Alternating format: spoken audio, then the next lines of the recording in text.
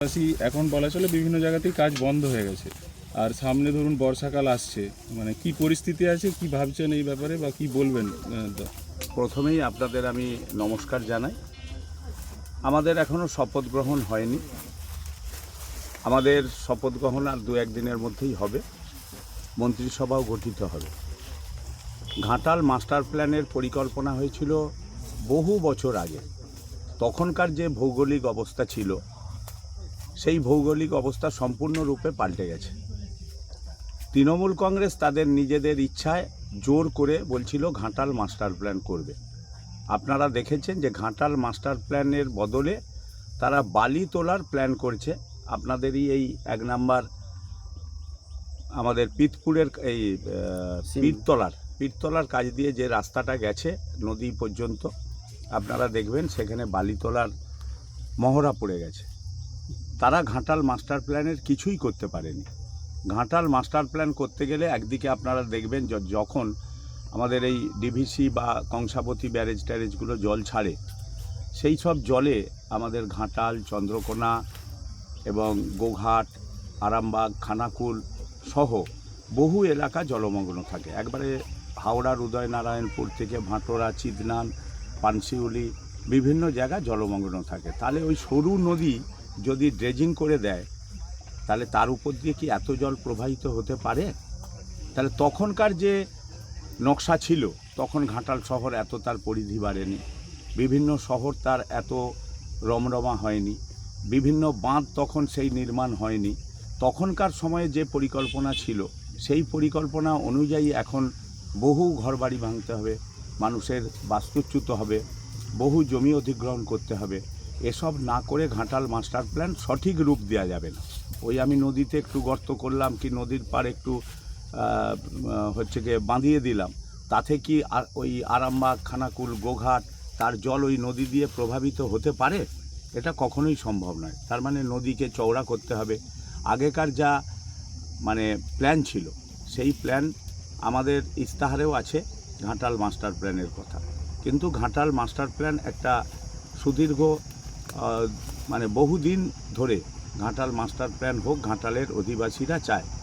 এর দ্বারা বহু ব্লক উপকৃত হবে, সেটা আপনারাও জানেন, আমরাও জানি। কিন্তু বর্তমান পরিস্থিতিতে যে পরিস্থিতি ঘটেছে, নূতনভাবে এর প্ল্যানিং করতে হবে। আমরা কেন্দ্রীয় সরকার এবং রাজ্য সরকার উভয় মিলেই আমরা চাইব ঘাটাল মাস্টার প্ল্যান হোক এবং ঘাটাল মাস্টার প্ল্যান আগামী দিনে রূপায়ণ হবে। তার জন্য মানুষকে একটু সময় দিতে হবে। আর আপনারা যে বলছেন যেসব বাঁধ এরা কেটে কালভার্ট করেছিল বা কোথাও ব্রিজ করেছিল, সেইগুলো ভগ্ন অবস্থায় আছে। আপনি নিশ্চিত থাকতে পারেন, আমাদের সেচ দপ্তরের যিনি মন্ত্রী হবেন, তিনি এই দিক নিশ্চয়ই দেখবেন এবং ওই যেসব জায়গা কাটা জায়গাগুলো আছে, যাতে নদী ভাঙন কোথাও না হয়, সেটা আমরা অবশ্যই দেখব। আমি আরেকটা কথা আপনাদের জোর দিয়ে বলি, বিজেপি দলের স্রষ্টা শ্যামাপ্রসাদ মুখোপাধ্যায়, তার বাড়ি পশ্চিমবঙ্গ, এবং বিজেপির যে সিস্টেম আছে, সেই সিস্টেমে বন্দে মাতরম গান দিয়ে আমাদের মিটিংপত্র শুরু হয়। সেটাও বঙ্কিমচন্দ্র চট্টোপাধ্যায় লিখেছিলেন।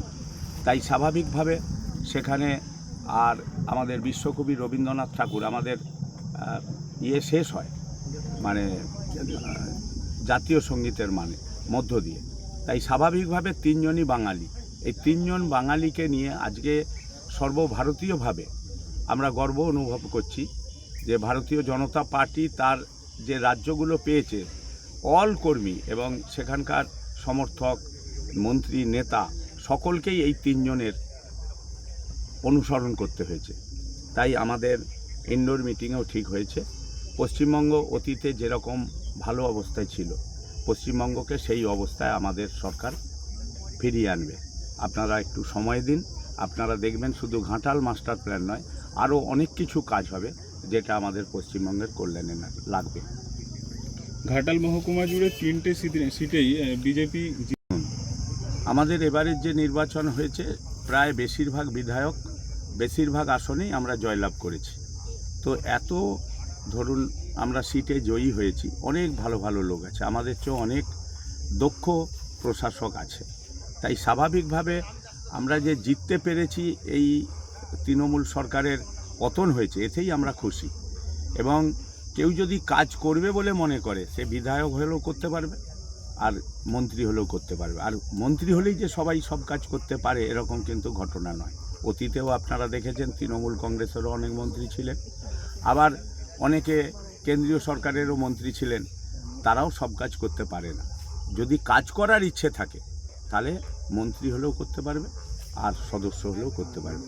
তাই আমি বিশ্বাস করি যে মন্ত্রী আমরা হই আর না হই, ঘাটাল, দাসপুর, চন্দ্রকোনার উন্নয়নে আমরা সবাই একমত হয়ে ভালো কাজ করব এবং এলাকার উন্নয়নের স্বার্থে এলাকার মানুষদের সাথে নিয়ে, তাদের পরামর্শ নিয়ে, তাদেরকে সঙ্গে নিয়ে আমরা কাজ করব, এই অঙ্গীকার করছি আপনাদের কাছে।